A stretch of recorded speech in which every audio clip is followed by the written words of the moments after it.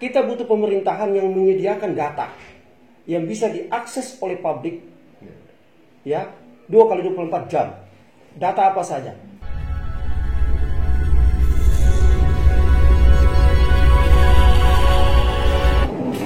Sahabat LSM Indonesia, jangan lupa subscribe channel ini. Assalamualaikum warahmatullahi wabarakatuh, sahabat lesehan Indonesia. Jumpa lagi dengan channel literasi, edukasi, kebijakan publik di Indonesia. Sahabat lesehan, bincang-bincang kita pada kesempatan kali ini, atau tamu kita pada kesempatan bincang-bincang kali ini adalah Bapak Ali Lating, SIPMA, seorang pengamat pemerintahan, politik pemerintahan yang saat ini mengajar di Fakultas Ilmu Sosial dan Ilmu Politik di Universitas Muhammadiyah Maluku Utara. Adapun pembahasan kita kali ini berkaitan dengan governability. Ya. Baik, sahabat lesehan, kita sapa tamu lesehan kita hari ini, Pak Ali Lating. Apa kabar Pak Ali? Alhamdulillah. Sehat Pak ya? Alhamdulillah Rabbil Alamin. Assalamualaikum warahmatullahi wabarakatuh. Waalaikumsalam. Salam sejahtera untuk kita semua.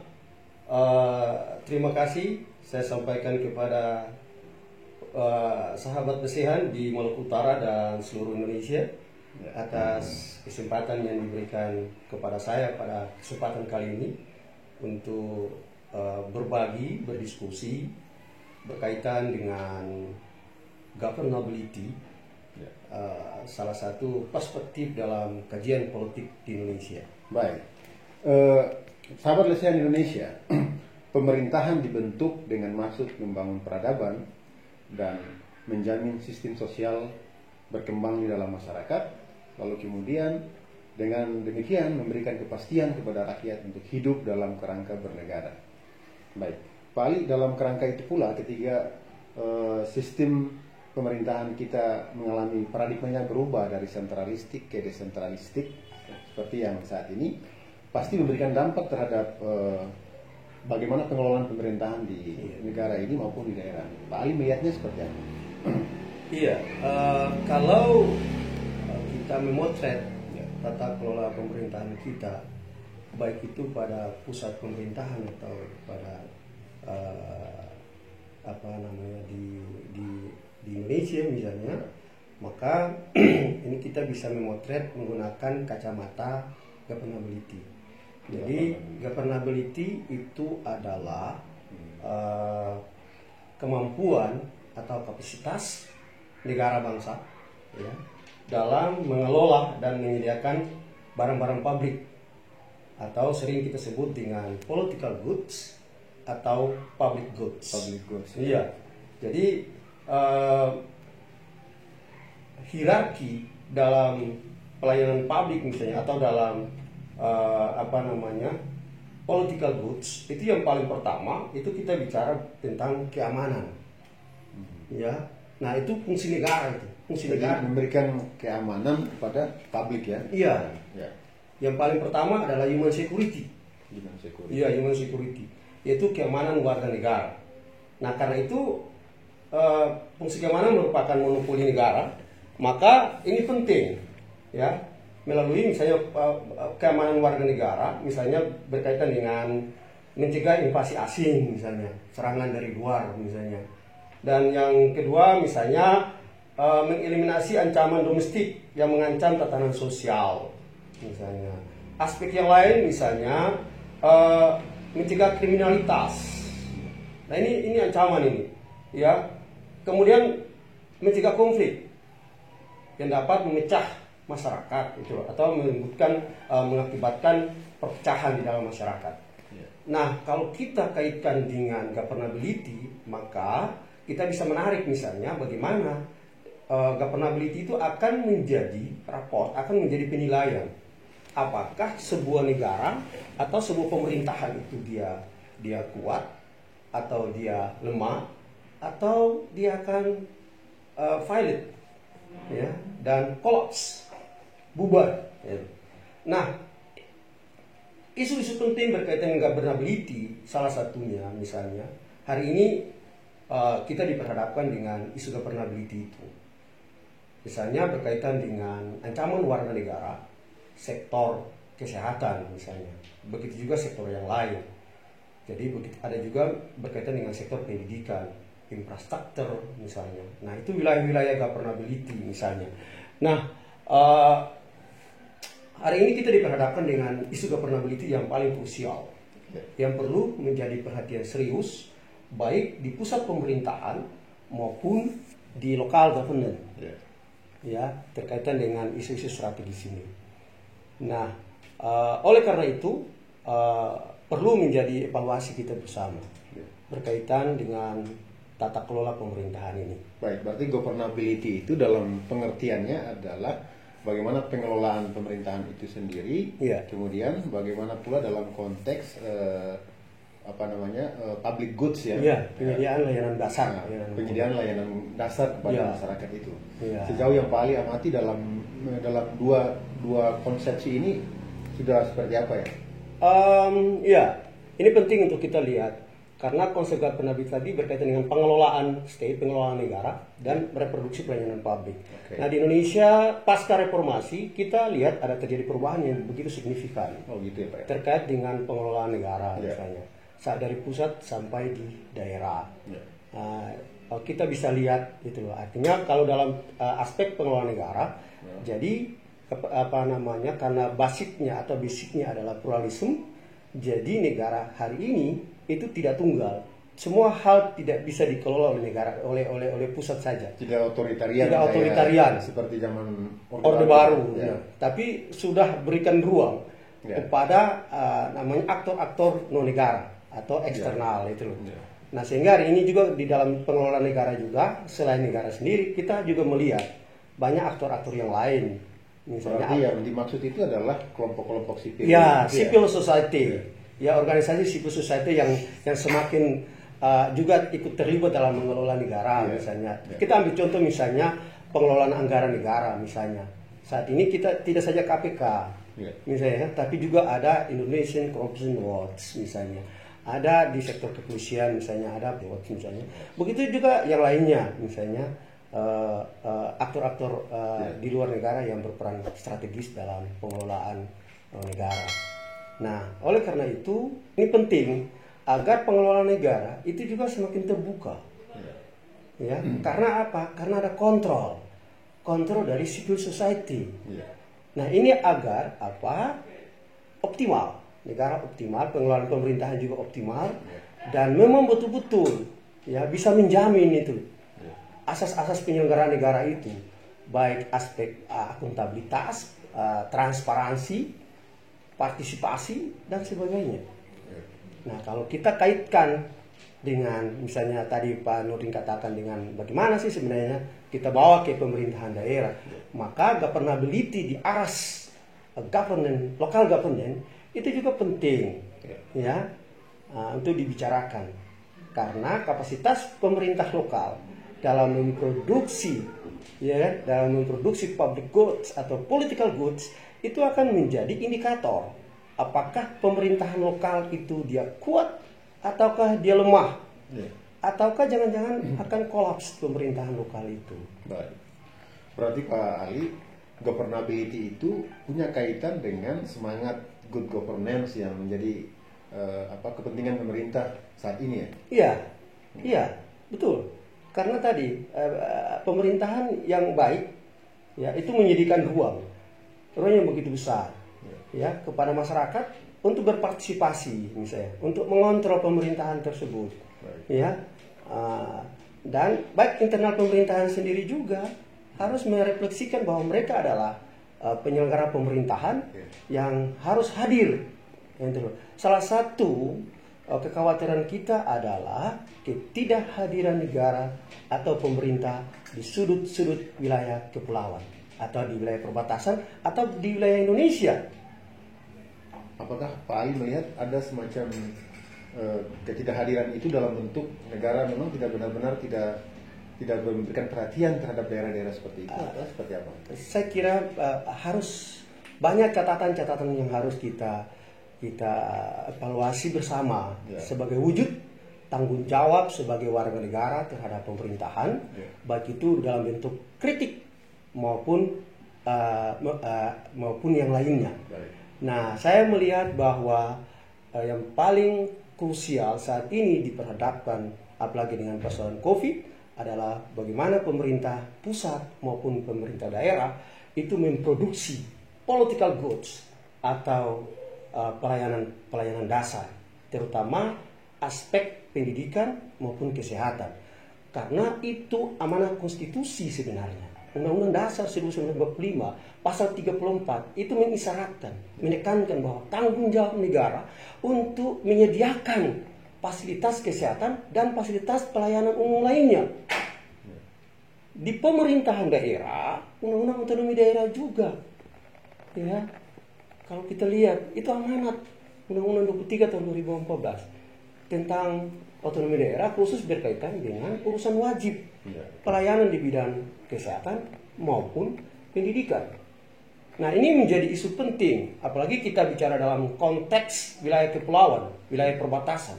Nah, wilayah perbatasan kepulauan tidak saja di Maluku Utara, Bung Nurdin misalnya. Kita punya wilayah perbatasan selain Maluku Utara, kita juga ada punya Nusa Tenggara Timur, kita juga ada wilayah di Sumatera misalnya. Nah, ini harus menjadi perhatian serius dari pemerintah, karena kita tidak ingin ada yang disebut dengan ancaman tadi, ancaman warga negara tadi, human security-nya terancam. Nah, kapasitas negara untuk menyediakan tadi pelayanan yang optimal.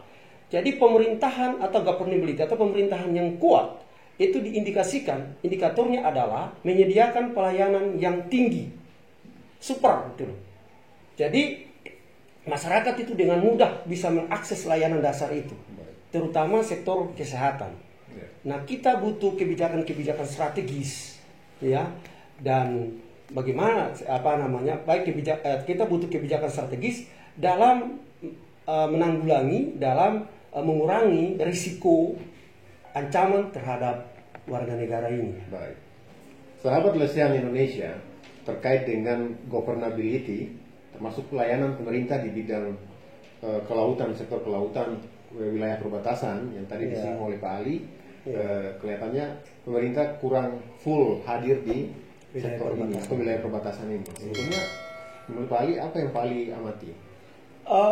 Yang pertama, kalau kita bicara tentang infrastruktur pendidikan maupun lainnya, yang hari ini diperhadapkan di wilayah perbatasan maupun kepulauan, itu berkaitan dengan infrastruktur pelayanan dasar kesehatan, berkaitan dengan yang pertama itu sarana prasarana.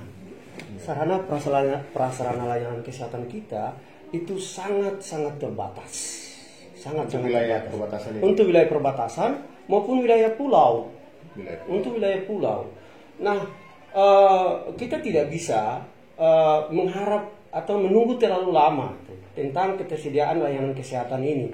Misalnya kita butuh dokter, ya tidak bisa di wilayah kepulauan itu kemudian hanya difokuskan di ibu kota kabupaten saja. Hari ini Maluku Utara misalnya, atau wilayah-wilayah, mungkin juga terjadi di wilayah kepulauan lainnya, dokternya sangat terbatas. Misalnya yang ingin saya tekankan sekali lagi bahwa penyakit misalnya itu tidak mengenal batas ruang dan waktu. Penyakit tidak mengenal batas pulau. Penyakit akan menyerang siapa saja. Oleh karena itu, kecepatan untuk menghalangi atau untuk mensikapi problem-problem ini harus cepat. Kita tidak ingin jangan sampai masyarakat meninggal mati karena tidak ada dokter. Kita tidak ingin masyarakat meninggal karena keterbatasan obat-obatan. Kita tidak ingin masyarakat itu, rakyat kita meninggal karena satu jarak yang ditempuh untuk mendapatkan layanan kesehatan itu. Tidak tersedia fasilitas. Tidak tersedia. Baik. Jadi infrastruktur ini juga penting dalam mensupport aspek atau pelayanan dasar kesehatan ini. Nah, begitu juga governability, tidak saja bicara tentang kesehatan, kita juga bicara tentang pendidikan, Pak Nurdin. Jadi layanan pendidikan ini juga masih bermasalah misalnya. Ya, jumlah guru misalnya, jumlah tenaga guru, jumlah fasilitas pendidikan. Kita ingin mencerdaskan bangsa. tapi kita diperhadapkan dengan tadi keterbatasan infrastruktur. Jadi jangan-jangan kita harus cepat, harus kebijakan strategis agar tidak terjadi lost generation, generasi hilang gitu. Generasi kita yang hilang. Ya, generasi kita yang hilang. Dan ini sangat mengkhawatirkan. Baik, Pak Ali. Lalu kemudian dalam konteks governability, dalam konteks bagaimana penanganan wabah COVID nih, Pak Ali melihat apakah pemerintah daerah itu di Maluku Utara ini sudah punya kemampuan menghadapi, kapasitas pemerintah daerah dalam menghadapi wabah ini seperti apa? Saya pikir ke depan kita butuh kolaborasi, ya, kolaborasi pemerintahan, libatkan tokoh-tokoh strategis di wilayah di Provinsi Maluku Utara untuk berbicara, untuk semuanya berkontribusi dalam penanganan COVID ini. Karena secara faktual, kalau kita bisa mengatakan bahwa kapasitas pemerintah itu dia memiliki kapasitas yang kuat apabila kurva pandemik itu dia menurun. Tapi faktanya Maluku Utara hari ini sudah 1.000 lebih. Malah meningkat, Pak. Itu berarti meningkat. Artinya dia melahirkan pertanyaan. Ya, harus ada evaluasi terhadap kinerja. Apakah Pak Ali ini menyebut bahwa artinya governability, kapasitas pemerintah kita itu rendah gitu? Ya, saya harus mengatakan jujur bahwa kapasitas pemerintah kita dalam memproduksi layanan publik, terutama dalam menghadapi bahaya, itu harus mendapat evaluasi, harus menjadi perhatian serius. Karena hari ini juga kita baca di koran, Maluku Utara punya PCR sudah datang, tapi belum dimanfaatkan. Berarti pertanyaan kita berkaitan dengan ketersediaan sumber daya misalnya dalam pengelolaan aspek kesehatan ini. Begitu juga dengan ketersediaan tenaga dokter misalnya. Yang lain kita diperhadapkan dengan ketersediaan tempat karantina misalnya. Saya tidak bayangkan kalau ini dia meningkat terus dan fasilitas karantina itu terbatas. Kemudian diusulkan untuk karantina di rumah mandiri misalnya. Apa yang terjadi itu loh? Ancaman akan semakin kuat, saudara-saudaraku. Ya, ini catatan penting. Bahwa kalau kita karantina di rumah, sama saja kita menyebarkan virus itu kepada tetangga kita, kepada dalam keluarga kita. Nah, kita butuh keseriusan dari pemerintah, karena ini tanggung jawab negara. Maka governance kolaborasi, ya kita butuh kolaborasi pemerintahan. Kita butuh koordinasi yang kuat, ya antara pemerintah Jakarta, provinsi dan provinsi dengan kabupaten lainnya.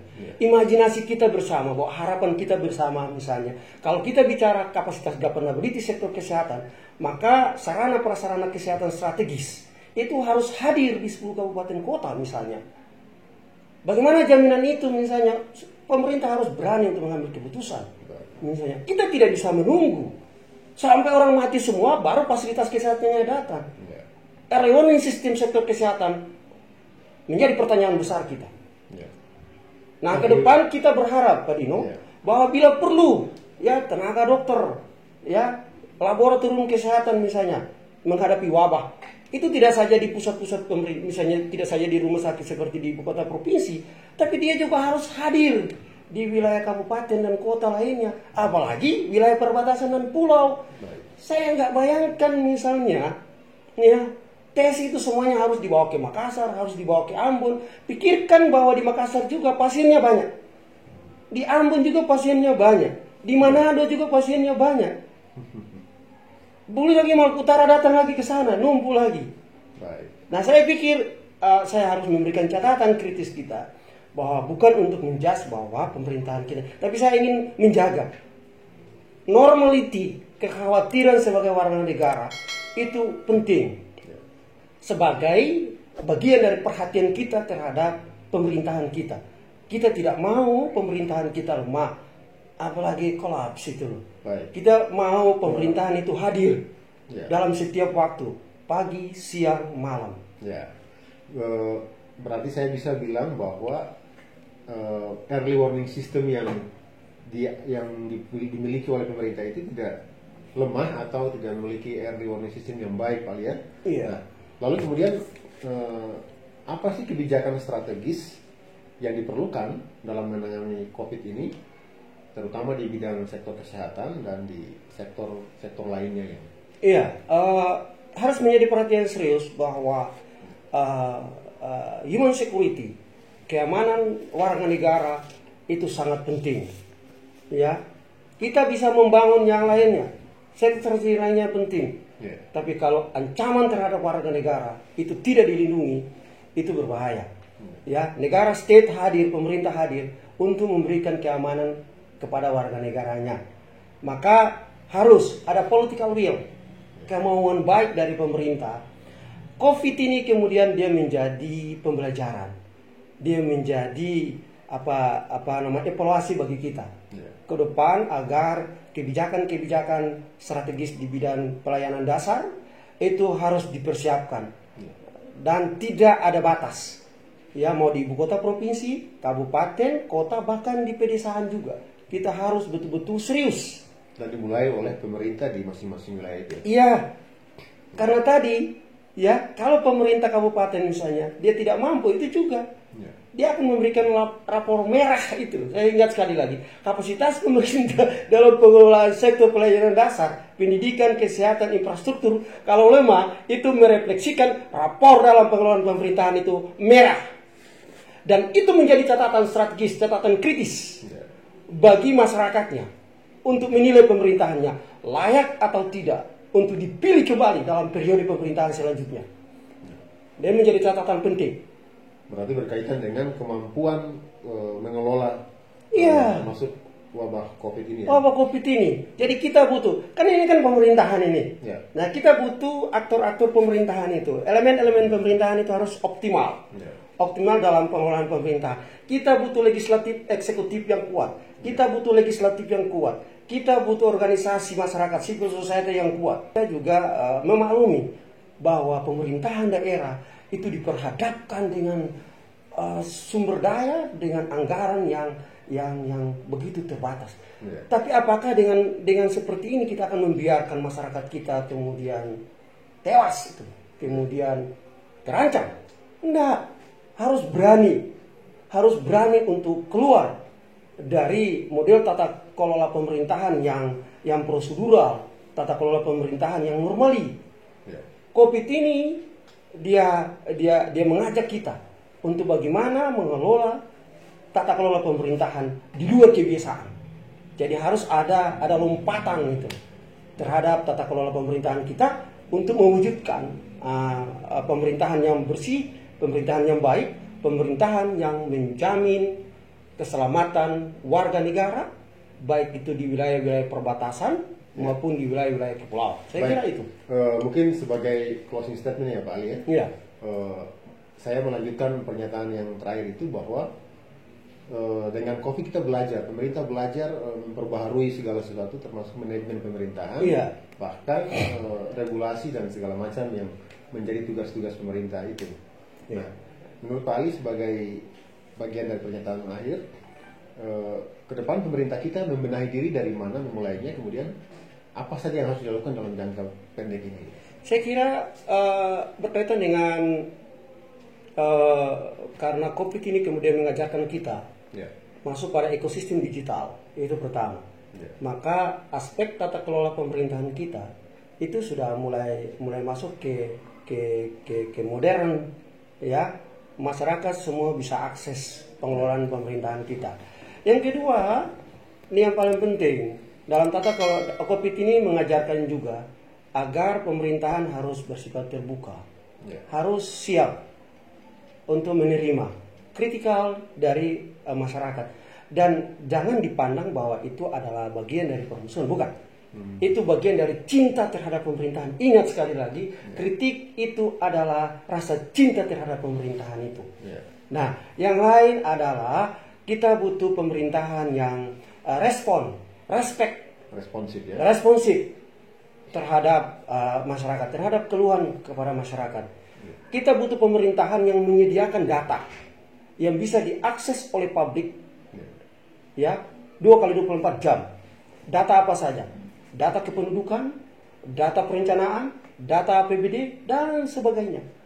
Nah, itu kita sudah masuk pada tadi. COVID ini mengajarkan kita untuk tadi pemerintahan yang semakin flexibility, terbuka dan respon terhadap keluhan masyarakat.